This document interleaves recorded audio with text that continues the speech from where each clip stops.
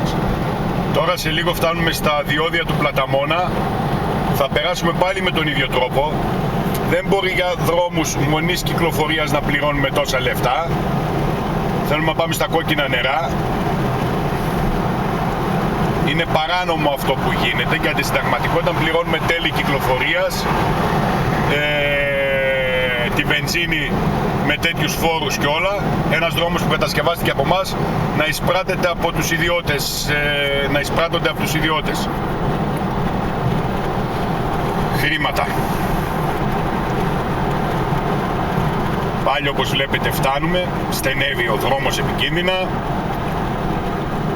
Είχαμε για 1 χιλιόμετρο 2 είχε διπλή λουρίδα και ξανά μπαίνουμε αφού περάσαμε τον Πλαταμόνα όλα.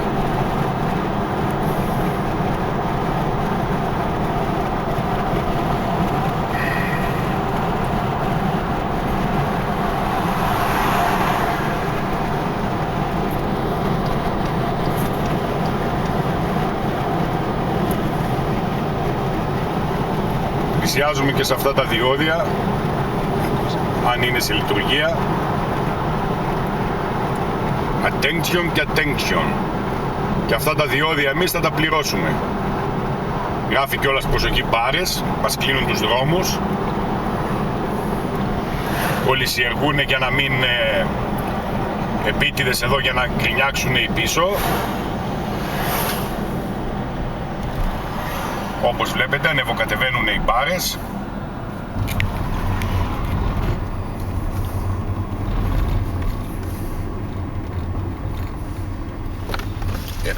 Ναι. Γεια σας, δεν θα πληρώσω, σας παρακαλώ ανοίξτε μου τις μπάρες αν γίνεται. Μπορείτε να καταγράψετε το νούμερο. Είναι παράνομο σε ένα δρόμο που δεν έχει μονής κυκλοφορίας, δεν έχω τίποτα με τους υπαλλήλους. Ευχαριστώ πάρα πολύ. Τώρα θα ανοίξουμε τις μπάρες, πάλι εδώ στον Πλαταμόνα.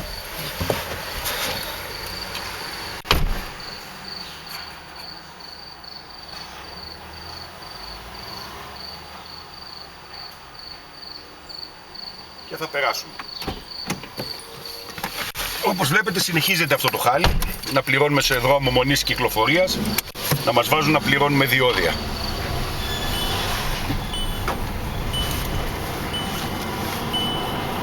Τραβά μπροστά να δούμε και το δρόμο, τι τεράστιο autobahn είναι αυτό.